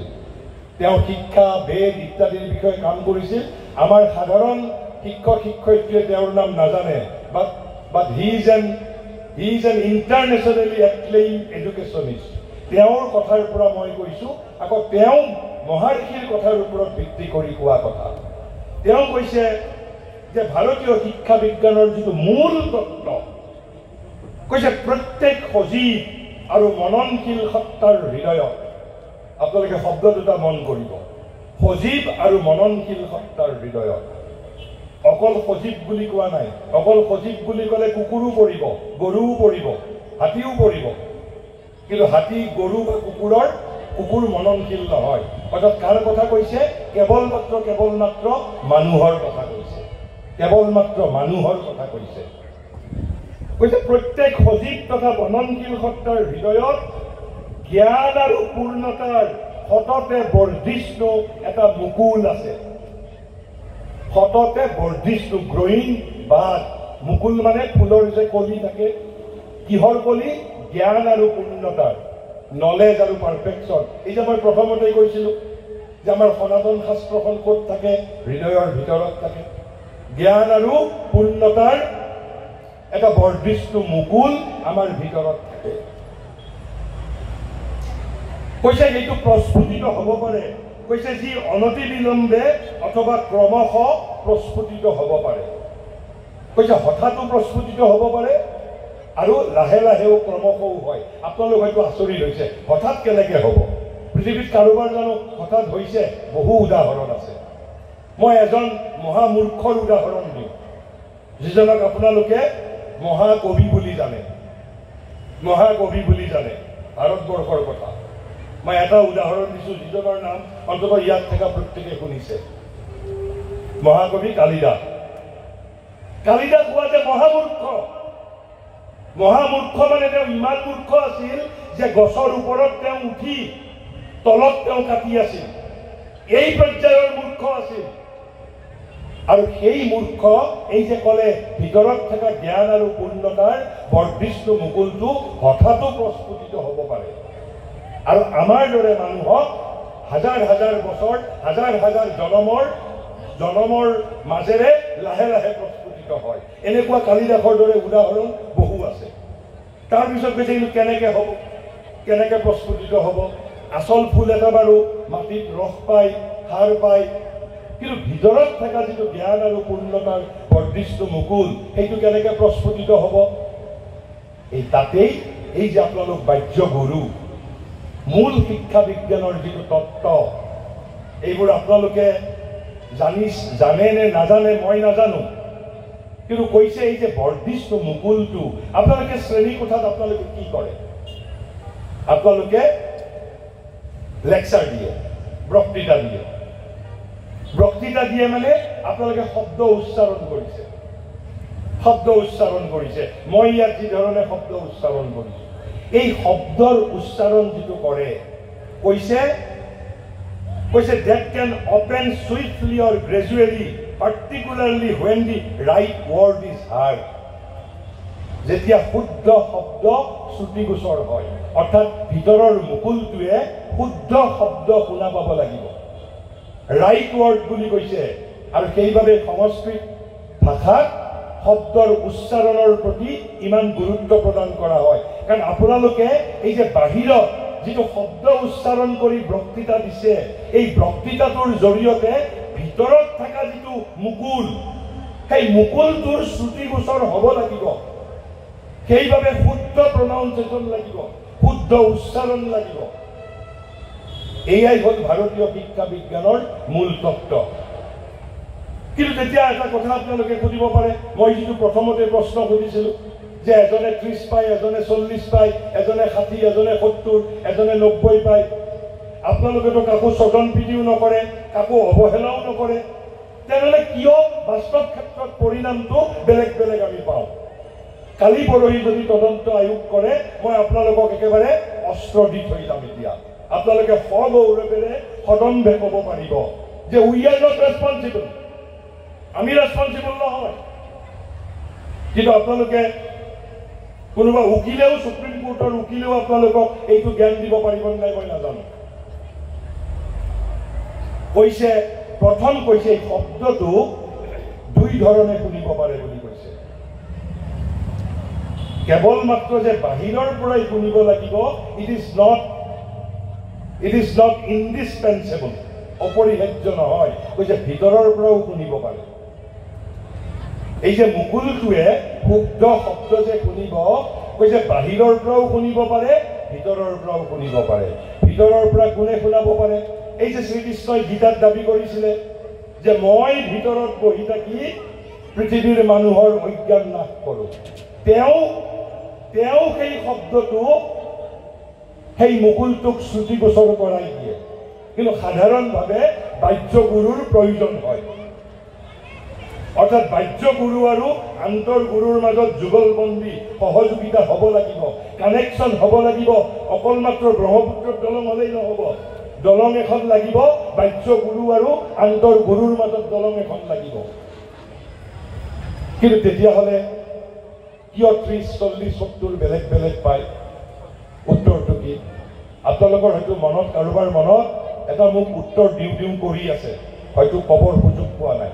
আপোনালোকে শ্ৰেণীকোঠাত কি কয় ল'ৰা ছোৱালীক পঢ়াই থাকোঁতে? ইয়াত আপোনালোক আজি একেবাৰে মোৰ কথাখিনি মনোযোগিতাৰে শুনিছে, হয়নে? কিন্তু যদি মনোযোগিতাৰে নুশুনিলেহেঁতেন, আপোনালোকে বাৰে বাৰে ছাত্ৰ ছাত্ৰীক কৈ থাকে মনোযোগ দিয়া, মনোযোগ দিয়া, মনোযোগ দিয়া। তাৰমানে মনোযোগ নিদিলে আপুনি যিটো শব্দ উচ্চাৰণ কৰিছে সেই শব্দটো ভিতৰৰ মুকুলটোৱে শুনা নাপাব। কিন্তু মনোযোগ দিয়াৰ শক্তিটো কেনেকৈ আপুনি বৃদ্ধি কৰিব? কাৰণ সেইটো শিক্ষা ব্যৱস্থাৰ অংগই নহয়। শিক্ষা ব্যৱস্থাৰ অংগ কি? Loading the mind laboriously with innumerable information. কেৱল তথ্যৰ যোগান ধৰা। ৰাজনীতি বিজ্ঞান মানে কি? অৰ্থনীতি বিজ্ঞান মানে কি? নৃতত্ব মানে কি? কাৰণ আমি মনোযোগিতা বৃদ্ধি কৰিব নিবিচাৰোঁ, একাগ্ৰতাৰ শক্তি বৃদ্ধি কৰিব নিবিচাৰোঁ। গতিকে আপোনালোকে যেতিয়া সুপ্ৰিম কোৰ্টৰ বিচাৰপতিক ক'ব পাৰিব যে আমাৰ শিক্ষা ব্যৱস্থাত একাগ্ৰতা বৃদ্ধি কৰাৰ বাবে কোনো আঁচনিয়েই নাই, কোনো শিক্ষা ব্যৱস্থাৰ অংগই নহয় সেইটো। সেইবাবে কৈছে প্ৰথম যিটো প্ৰক্ৰিয়া শিক্ষা বিজ্ঞানৰ হ'ল শ্ৰৱণ, হিয়াৰিং। হয় ভিতৰৰ বাণীৰ পৰা, নহয় বাহিৰৰ বাণীৰ পৰা, শ্ৰৱণ। কিন্তু তাৰ পিছত কৈছে শ্ৰৱণটোৱেই কিন্তু একমাত্ৰ বস্তু নহয়। কৈছে শ্ৰৱণ হেজ টু বি ফলোড বাই মনন। মনন মানে হ'ল ৰিফ্লেকশ্যন। এই যে তাৰ ইণ্টেলেক্ট, বুদ্ধি, মেধা, মননশীলতা। কিন্তু আমাৰ শিক্ষা বিজ্ঞানত জানো এইটো বিষয় অন্তৰ্ভুক্ত আছে যে আমি মননশীলতা বৃদ্ধি কৰিব লাগিব, বুদ্ধি বিকশিত কৰিব লাগিব? কোনোবাই পূৰ্বজন্মত যদি সি বিকশিত বুদ্ধি লৈ আহিছে, আপোনাৰ শব্দটো শুনা পাইছে, তাৰ ভিতৰৰ মুকুলটো প্ৰস্ফুটিত হৈছে, তেওঁ 90 পাইছে। কাৰোবাৰ যদি বুদ্ধি বিকশিত হোৱা নাই, কাৰণ শিক্ষা ব্যৱস্থাইটো আমাৰ বুদ্ধি বিকশিত কৰি নিদিয়ে। মই যে বিদ্যাৰ্থীৰ প্ৰতি প্ৰবঞ্চনা বুলি কৈছোঁ, এইবাবেই প্ৰবঞ্চনা বুলি কৈছোঁ। নে বুদ্ধিৰ বিকাশ কৰি দিয়া দায়িত্বটো মাক দেউতাকৰ? যদি মাক দেউতাককতো দৰমহা দিয়া নহয়। আমাৰ শিক্ষাবিদসকলে এই কথাটো হয় নাজানে, নহয় জানি বুজি তেওঁলোকে অৱহেলা কৰিছে, যাতে আমাৰ বিদ্যাৰ্থীসকল এই শ্ৰী অৰবিন্দই কোৱা তেওঁলোকৰ বৃত্তিবোৰ যাতে ডেমেজ হৈ যায়, যাতে বিৱৰ্তনৰ বাবে অনুপযুক্ত হৈ যায়। এক গভীৰ ষড়যন্ত্ৰ, নহয় তেওঁলোক অজ্ঞ। এই দুটাৰ ভিতৰত এটা। কিন্তু কৈছে অকল মনন হ'লেও নহ'ব। শ্ৰৱণ, তাৰপিছত হ'ল মনন। মননৰ পিছত কি লাগিব? কৈছে নিধিধ্যাসন। নিধিধ্যাসন মানে কি? Deep meditation. আপোনালোকে কওকচোন, আপুনি কোনোবা এজনে মোৰ কথাখিনি মনোযোগিতা দি শুনি আছে, কিন্তু কাষৰ মানুহজনে আপোনাক কিবা কথা কৈ আছে, বাৰে বাৰে কাণত কথা কৈ আছে। মোৰ কথাখিনি জানো আপুনি শুনিব? তেতিয়া নুশুনিব। আপোনাৰ ভিতৰত যদি অশান্ত হৈ আছে, সেই বিদ্যাৰ্থী এজনৰ ভিতৰটো যদি অশান্ত, ভিতৰটো বিভিন্ন কাৰণত, এই যে ক'লে which ignores the psychology of man, আমাৰ শিক্ষা বিজ্ঞানে, ভিতৰত যদি তাৰ অশান্ত হৈ আছে, আপুনি যিমানেই ভাল শব্দ নকওক কিয় শুদ্ধ উচ্চাৰণৰ সৈতে ছাত্ৰজনে জানো শুনিব? আৰু নুশুনাৰ কাৰণে আপোনাক জগৰীয়া কৰাটো উচিত নহয়। কাৰণ আমাৰ দেশৰ শিক্ষা বিজ্ঞানত, আধুনিক পৃথিৱীৰ শিক্ষা বিজ্ঞানত ল'ৰা ছোৱালীৰ এই যে নিধিধ্যাসন মানে ডিপ মেডিটেশ্যন, এইটো শিক্ষা ব্যৱস্থাৰ অংগ কৰাই হোৱা নাই। অতীত ভাৰতবৰ্ষত আছিল। সেইবাবে একলব্যই উইদাউট এক্সটাৰ্নেল গুৰু অৰ্জুনতকৈও ধুৰন্ধৰ ধনুৰ্ধৰ হ'বলৈ পাৰিছিল। তেনেহ'লে প্ৰথম আমি কি তিনিটা পালো? শিক্ষা বিজ্ঞানৰ মই একেবাৰে মূল তত্ত্ব কৈছো, যিমান সহজকে ক'ব পাৰো। প্ৰথমটো হ'ল শ্ৰৱণ, মনন, নিধিধ্যাসন। Hearing, reflection and meditation. কিন্তু এই তিনিটাও যথেষ্ট নহয়, আৰু তিনিটা বস্তু লাগিব যদি প্ৰত্যেকজন ছাত্ৰই 90 পাব লাগে। আৰু সেই তিনিটা বস্তু আমাৰ শিক্ষা বিজ্ঞানৰ অংগ নহয়। সেই তিনিটা কি? তিনিটা আৰ মনত ৰাখিলেই হ'ল। তিনিটা আৰ কৈছে গ্ৰহণ, ৰিচিপ্টিভিটি। দিছ ইজ এ ফেকাল্টি, এইটো এটা বৃত্তি। দিছ নিডছ টু বি ইনকালকেটেড। সেইটো বিকশিত কৰিব লাগিব। কিন্তু এই বিকশিত কৰাটো আমাৰ শিক্ষা বিজ্ঞানৰ, আমাৰ পাঠ্যক্ৰমৰ তথাকথিত চিলেবাছৰ অন্তৰ্ভুক্তই নহয়। একেবাৰে প্ৰাথমিক পৰ্যায়ৰ পৰা PhD ৰিচাৰ্চলৈকে। ৰিচিপ্টিভিটি, ধাৰণ, গ্ৰহণ। প্ৰথমটো হ'ল গ্ৰহণ। কেৱল গ্ৰহণ কৰিব পৰা শক্তি হ'লে নহ'ব, তাক ধাৰণো কৰিব পাৰিব লাগিব। গ্ৰহণৰ পিছত কি? ধাৰণ। ধাৰণ মানে কি? ৰিটেনশ্যন। ৰিটেইন কৰিব পাৰিব লাগিব। ৰিচিপ্টিভিটি, তাৰপিছত ৰিটেনশ্যন, গ্ৰহণ, ধাৰণ। তাৰপিছত কি কৰিব লাগিব? শিক্ষা মই কিয় গ্ৰহণ কৰিছো? মই বেলেগত প্ৰয়োগ কৰাৰ কাৰণে, মোৰ ব্যৱহাৰিক জীৱনত প্ৰয়োগ কৰাৰ বাবে। তেনেহ'লে মই তাক ৰিপ্ৰডাকশ্যন কৰিব পৰাৰো ক্ষমতা মোৰ থাকিব লাগিব। ৰিপ্ৰডাকশ্যন অৰ্থাৎ ৰিচিপ্টিভিটি, ৰিটেনশ্যন এণ্ড ৰিপ্ৰডাকশ্যন। এই ৰিপ্ৰডাকশ্যনটোৰে অৰ্থ হ'ল স্মৰণ। মোৰ স্মৰণ হৈ থাকিব লাগিব। স্মৃতিত থাকিলেহে মই তাক বাহিৰত অভিব্যক্ত কৰিব পাৰিম। গতিকে ভাৰতীয়, মই বাকী আন কথা ক'বলৈ নাযাওঁ, এই যি 6টা কথা, শ্ৰৱণ, মনন, নিধিধ্যাসন, গ্ৰহণ, ধাৰণ আৰু স্মৰণ, এই 6টা হ'ল শক্তি। যি শক্তিৰ দ্বাৰা এজন ছাত্ৰই 90 পায়, 100ৰ ভিতৰত 99 পায়। যাৰ এই 6টা শক্তি নাই, তেওঁ 30 পায়, 20 পায়, 15 পায়। আৰু আমাৰ শিক্ষা বিজ্ঞানত এই 6টা বস্তু অন্তৰ্ভুক্ত কৰাই নাই। আমাৰ মানে সমগ্ৰ পৃথিৱীৰ মানৱ জাতিৰ, আধুনিক মানৱ জাতিৰ, বিজ্ঞান মনস্ক মানৱ জাতিৰ, অতি শিক্ষিত মানৱ জাতিৰ প্ৰাচীন ভাৰতবৰ্ষত আছিল। এই মূল আপোনালোকক শিক্ষা তত্ত্বটো কৈ মই এতিয়া তেনেহ'লে শিক্ষকৰ দায়িত্বটো কি, মই এটা কেৱল আভাস দি মই বক্তৃতা ত্যাগ কৰিম। এই যে বিবেকানন্দই কৈছিল, এতিয়া আপোনালোকে নিশ্চয় বুজি পাইছে। কৈছে no one can teach anybody. আপোনালোকে এটা কল্পনা কৰক, কাৰোবাৰ শ্ৰৱণ শক্তি নাই, মনন শক্তি নাই, নিধিধ্যাসন নাই, গ্ৰহণ শক্তি নাই, ধাৰণ শক্তি নাই, স্মৰণ শক্তি নাই। আপুনি কেনেকৈ শিকাব তাক? আচলতে শিকাই কোনে? এইবোৰ শক্তিয়ে শিকায় ছাত্ৰজনক। এই যে বিবেকানন্দই কৈছে নোবডি কেন টিচ, তেনেহ'লে আচলতে কোনে শিকায়? এই গ্ৰহণে শিকায়। গ্ৰহণ বৃত্তিটোৱে শিকায়, ধাৰণ বৃত্তিটোৱে শিকায়, স্মৰণ বৃত্তিটোৱে শিকায়, শ্ৰৱণ বৃত্তিটোৱে শিকায়, মনন বৃত্তিটোৱে শিকায়, নিধিধ্যাসন বৃত্তিটোৱে শিকায়। তেনেহ'লে সেইবাবে বিবেকানন্দই কৈছে, you see, no one can teach anybody. The teacher spoils everything by thinking that he is teaching. Therefore, the only duty of the teacher, which is the only duty of the teacher, is to remove all obstruction from the way. আপোনালোকে কেৱল মাত্ৰ ছাত্ৰজনৰ সন্মুখত থকা যিবোৰ বাধাবোৰহে মুকলি কৰি দিব লাগে। Removal of অবষ্ট্ৰাকশ্যন।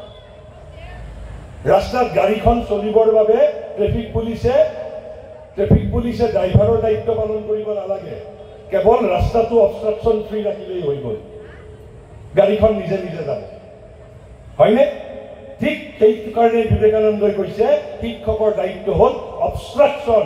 অবষ্ট্ৰাকশ্যন কি? তাকে গ্ৰহণ, ধাৰণ, স্মৰণ, নিধিধ্যাসন আৰু মনন শক্তি। শ্ৰৱণ বাৰু আপুনি কৰিলে, আনকি শ্ৰৱণটো তেওঁ শুনিব পাৰিছে নে পৰা নাই, তাৰ বাবে মনোযোগিতাৰ যিটো বৃত্তি, সেই বৃত্তিটো বিকশিত কৰিব লাগিব। তাৰপিছত কৈছে বিবেকানন্দই, Das Vedanta says that within man is all knowledge. আগতে মহাভাৰতে কৈছিল, এতিয়া বিবেকানন্দই কৈছে বিবেকানন্দ শ্ৰী অৰবিন্দই ভাৰতীয় যিটো তত্ত্ব সেই তত্ত্বকে তেওঁলোকে আধুনিক ভাৱত আধুনিক ধৰণে অভিব্যক্ত কৰিছে কেৱল মাত্ৰ কৈছে even in a boy it is চ' আনকি 2 বছৰীয়া ল'ৰাটোৰ ভিতৰত আৰু 90 বছৰীয়া বিজ্ঞানীজনৰ ভিতৰত দুইটাৰ ভিতৰতেই সমান পৰিমাণে নলেজ আছে কেৱল আমাৰ জ্ঞানবোৰ অৱগুণ্ঠিত হৈ থাকে আবৃত হৈ থাকে আসন্ন হৈ থাকে তাক অনাবৃত কৰিব লাগে আনভেইল কৰিব লাগে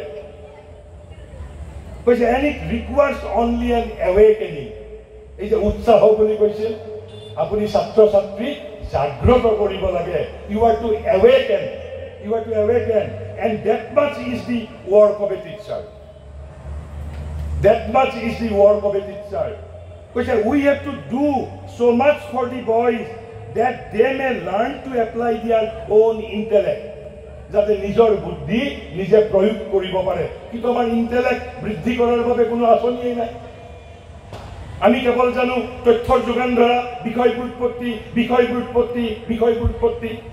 কিন্তু বিষয়টো মই কেনেকৈ ধাৰণ কৰিম গ্ৰহণ কৰিম স্মৰণ কৰিম সেই বিষয়ে আধুনিক শিক্ষা বিজ্ঞানীসকলে কোনো ধৰণৰ কথা কোৱা নাই নীৰৱ হৈ আছে হয় তেওঁলোক অজ্ঞ নহয় তেওঁলোকে জানি বুজি প্ৰবঞ্চনা কৰিছে কৈছে and finally everything will become easy আৰু সেইবাবে কৈছে you cannot teach a child any more than you can grow a plant ঠিক যিধৰণে এজন গছ বিবেকানন্দই কি সুন্দৰ উদাহৰণ দিছে যে এজোপা গছ আপুনি ৰুইছে গছে যে ফলটো ধৰিব গছজোপা যে ডাঙৰ হ'ব গছজোপা যে বিকশিত হ'ব আপুনি বিকশিত কৰি দিছে নেকি খেতিয়কজনে বিকশিত কৰিছে নেকি খেতিয়কজনে কেৱল সহায় কৰিছে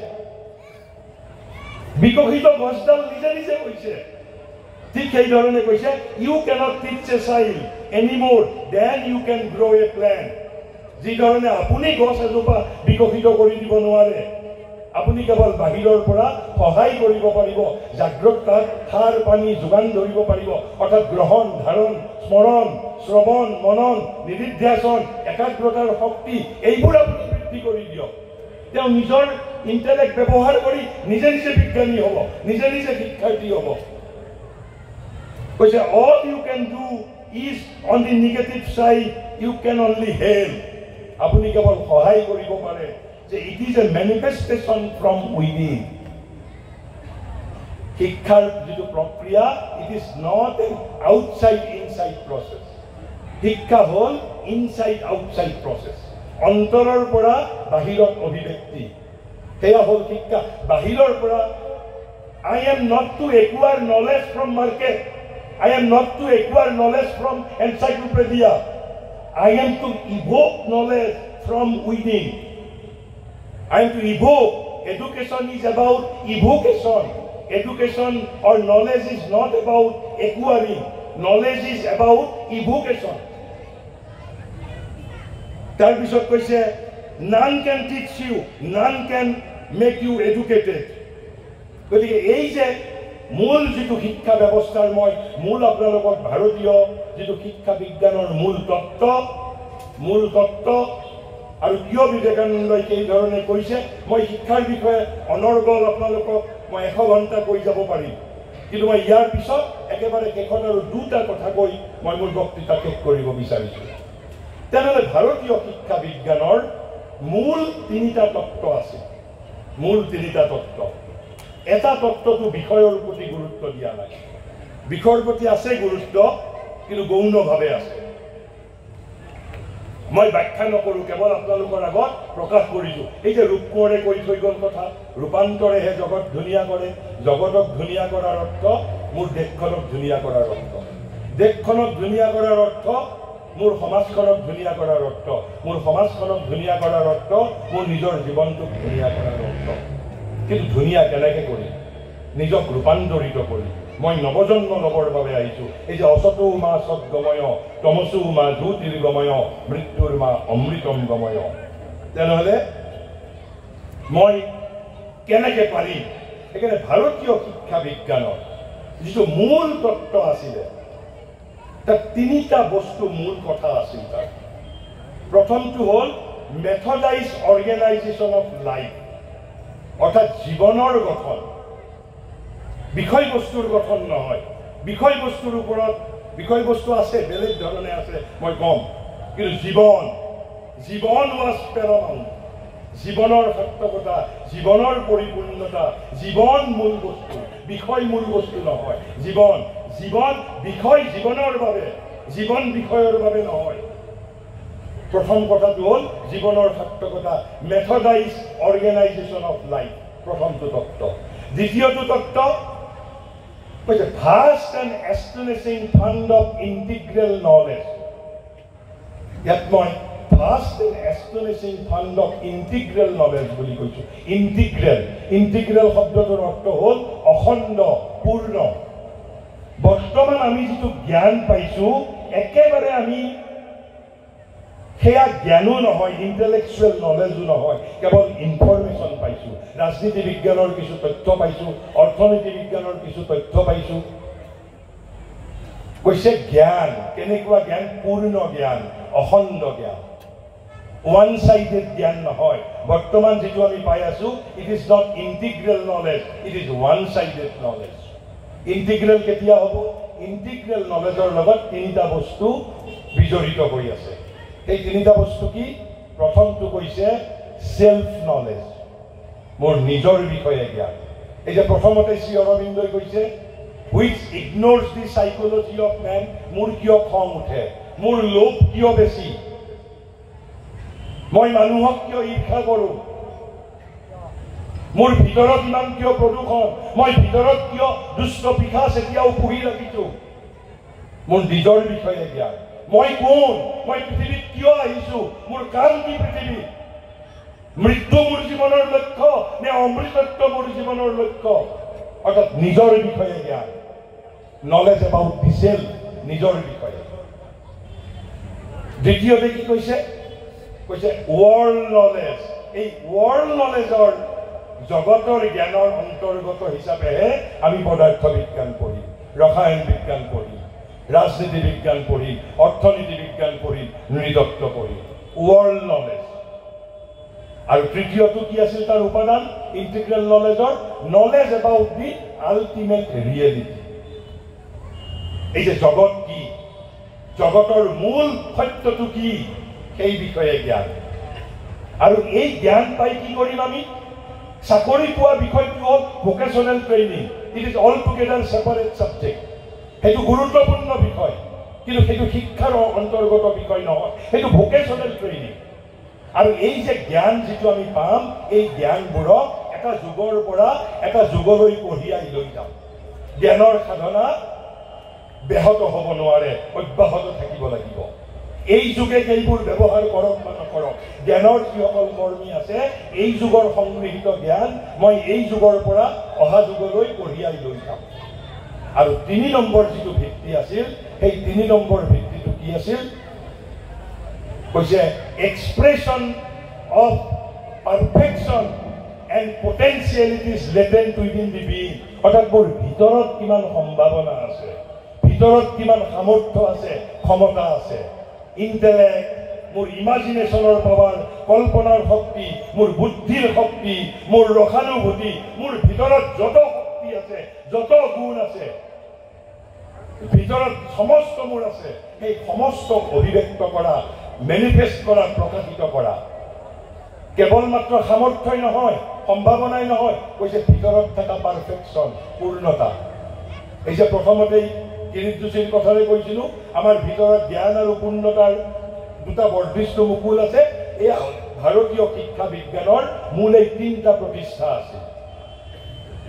আৰু সেইবাবে ভাৰতবৰ্ষত আপোনালোকে আধুনিক যিসকল ব্যক্তি, তেওঁলোকে কি কয়? এডুকেট ডাইছেল্ফ। ডাইছেল্ফ মানে ইয়ৰ চেল্ফ, নিজকে শিক্ষিত কৰি তোলা। ভাৰতবৰ্ষই সেই বুলি কোৱা নাই। আপোনালোক আচৰিত হৈছে, কি অদ্ভুত কথা, নিজকে শিক্ষিত কৰি তোলা। হোৱাট ইজ ৰং ইন ইট? ইয়াতে কি ভুল আছে? এডুকেট ডাইছেল্ফ, নো, ভাৰতবৰ্ষই তেনেধৰণে কোৱা নাই। ভাৰতবৰ্ষ অদ্ভুত দেশ, বিচিত্ৰ দেশ। ভাৰতবৰ্ষই কি কৈছে জানে? কৈছে নো ডাইছেল্ফ, নিজকে জানা। এই দুটাৰ মাজত যেতিয়া আমাৰ শিক্ষকসকলে পাৰ্থক্য উপলব্ধি কৰিব পাৰিব, educate thyself and know thyself. Thyself মানে হল yourself. Know thyself. আত্মনাম বৃদ্ধি, নিজকে জানা। আৰু আধুনিক বিজ্ঞানে কয় কি educate thyself, নিজকে শিক্ষিত কৰি তোলা। এয়াই হল দুটা শিক্ষা পদ্ধতিৰ মাজত পাৰ্থক্য। এতিয়া একেবাৰে মই শেষত আপোনালোকৰ হয়তো যিসকল ইয়াত আধুনিকবাদী মানুহ তেওঁলোকৰ প্ৰশ্ন হ'ব পাৰে, এইবোৰ ভাৰতবৰ্ষই 10,000 বছৰ আগত কৈছে অন্ধকাৰ জগতৰ কথা। আজিকালি মানুহ চন্দ্ৰত গৈছে, মংগলত গৈছে, মংগলত গৈ চাং পাতিব, তাতে এখন নতুন মানুহৰ সাম্ৰাজ্য স্থাপন কৰিব। এই 10,000 বছৰ আগৰ কথা কি প্ৰয়োজনত আমি এইবোৰক গুৰুত্ব দিম? ভাল কথা আপোনালোকে দলিয়াই পেলাওক। কাৰণ আমি 200 বছৰ গোলাম আছিলোঁ। গোলামীৰ ৰক্ত আমাৰ এতিয়াও ৰন্ধে ৰন্ধে প্ৰবাহিত। আমাক যেতিয়ালৈকে কেম্ব্ৰিজ, অক্সফোৰ্ড আৰু হাৰ্ভাৰ্ডে নক'ব তেতিয়ালৈকে আমি বিশ্বাস নকৰোঁ। গতিকে মই এতিয়া পাশ্চাত্যই কি কৈছে সেই বিষয়ে আপোনালোকক কম। এই যে ভাৰতবৰ্ষই ক'লে knowledge is within, perfection is within, power is within, potentiality is within, real teacher is within, চব ভিতৰত বুলি কৈছে। ইউনেস্কো, আপোনালোকে ইউনেস্কোৰ নাম শুনিছে? ৰাষ্ট্ৰসংঘৰ United nations educational cultural scientific organisation, অৰ্থাৎ শিক্ষা, বিজ্ঞান আৰু সংস্কৃতি বিষয়ক পৃথিৱীৰ সৰ্বোচ্চ সংস্থা। এই সৰ্বোচ্চ সংস্থাটোৱে যোৱা শতিকাটোত শিক্ষা বিষয়ক 2খন প্ৰতিবেদন প্ৰকাশ কৰিছে। আপোনালোকে গুগলত যদি এতিয়াও চাই সেইটো পাব। প্ৰথমটো হ'ল 1972 এডগাৰ ভাৰ নামৰ এজন ব্যক্তি অধ্যক্ষ আছিল। মই নামটো কিয় কৈছো, তেওঁ অন্ততঃ ভাৰতীয় নহয়। আৰু দ্বিতীয়খন আজিৰ পৰা মাত্ৰ 28 বছৰ আগতে, 3 দশক পূৰ্বে, সেইখন কমিটিৰ অধ্যক্ষ আছিল জেক্স ডেলৰ বুলি এজন ব্যক্তি, শিক্ষাবিদ। সেইখন কমিটিত কিন্তু এজন ভাৰতীয় আছিল। তেওঁৰ নাম হ'ল, আপোনালোকে শুনিছে, তেওঁ ডক্টৰ কৰণ সিং, এজন ৰাজনৈতিক নেতা ভাৰতবৰ্ষৰ, কিন্তু আচলতে তেওঁ এজন শিক্ষাবিদ। তেওঁ যিটো ডক্টৰেট পাইছে, শ্ৰী অৰবিন্দৰ ওপৰত PhD কৰিছিল। তেওঁ শ্ৰী অৰবিন্দ ভক্ত। তেওঁ সেই কমিটিখনত কিন্তু 13জনীয়া কমিটিৰ এজন সদস্য আছিল। এই কমিটিখনে যিখন শিক্ষাৰ প্ৰতিবেদন, মই তাৰ অন্তৰালৰ কথা ক'বলৈ নাযাওঁ। এই যে ভাৰতবৰ্ষই কৈছে knowledge is within, teacher is within, power is within, perfection is within, চব ভিতৰত ভিতৰত ভিতৰত বুলি কৈছে, বাহিৰত একোৱেই নাই। এই 1996 চনত জেক্স ডেলৰ, আপোনালোকে আজিয়েই গুগলত আপোনালোকে চাব, এতিয়াই চালেও পাব, যিখন শিক্ষা বিষয়ক প্ৰতিবেদন পাঠ কৰিছে, যিখন প্ৰকাশ কৰিছে, তাৰ যিটো শিৰোনামটো শুনিলেই আপোনালোক স্তম্ভিত হৈ যাব। 10,000 বছৰ আগত ভাৰতবৰ্ষই কোৱা কথা, বেদান্তই কোৱা কথা, গীতাই কোৱা কথা, উপনিষদে কোৱা কথা, আজি মাত্ৰ 28 বছৰ আগত ইউনেস্কোৱে স্বীকাৰ কৰিছে in writing, in black and white. কি কৈছে জানে? সেই শিক্ষা বিষয়ক প্ৰতিবেদনখনৰ যিটো শিৰোনাম কৈছে লাৰ্ণিং দি ট্ৰেজাৰ উইদিন। কৈছে লাৰ্ণিং দি ট্ৰেজাৰ উইদিন। কৈছে ৰত্ন ভাণ্ডাৰ ভিতৰত আছে, বাহিৰত নাই।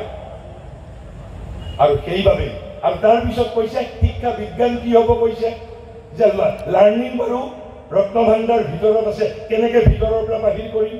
What would be the technology? It can't be done by information technology. আমাক তথ্য প্ৰযুক্তিয়ে সহায় কৰিব নোৱাৰে, ইয়াতো আমাক এটা টেকনলজিয়ে লাগিব, সেইটোৰ নাম IT। But it is not information technology, but it is inner technology, IT, inner technology. আৰু ইনাৰ টেকনলজি লাগিব, আৰু ইনাৰ টেকনলজিটোৰ নাম ইউনেস্কোৱে কৈছে, মই কোৱা নাই। ইউনেস্কোৱে কৈছে কি science of learning is nothing but learning how to practice and how to concentrate. কৈছে কেৱল একাগ্ৰতাৰ শিক্ষা দিয়াটোৱেই হ'ল শিক্ষা বিজ্ঞান, আৰু হৈছে বাই প্ৰেক্টিচ এণ্ড বাই কনচেনট্ৰেশ্যন। আৰু সেইবাবে বিবেকানন্দই কৈ গৈছিল যে মোক যদি পুনৰ বিশ্ববিদ্যালয়লৈ পঠিওৱা হয়, মোক যদি মহাবিদ্যালয়লৈ পঠিওৱা হয়, এইবাৰ মই এটা বিষয়ো নিশিকো। কি শিকিম তেতিয়াহ'লে? I will learn only one thing. And what is that? Which I will learn only how to concentrate, how to concentrate, how to concentrate. আৰু তাৰপিছত with the power of concentration I will learn each and every subject of the world. মই একাগ্ৰতাৰ শক্তি মই যেতিয়া বিকশিত কৰিম, সেই একাগ্ৰতাৰ শক্তিৰে মই পৃথিৱীৰ সমস্ত বিষয়বস্তু মই আয়ত্তাধীন কৰিম। মই পুনৰ এই আজি মদাৰটোলা হাইস্কুলৰ প্ৰাক্তন ছাত্ৰ সন্মিলনীক মই শুভেচ্ছা জনাইছোঁ, মই ধন্যবাদ জনাইছোঁ, কৃতজ্ঞতা জনাইছোঁ। আমাৰ দৰে এজন অভাজনক মাতি আনি শিক্ষা বিজ্ঞানৰ দৰে এটা গভীৰ বিষয় আপোনালোকৰ ওচৰত অভিব্যক্ত কৰাৰ বাবে, প্ৰকাশ কৰাৰ বাবে আমাৰ দৰে অভাজনক সুযোগ দিছে।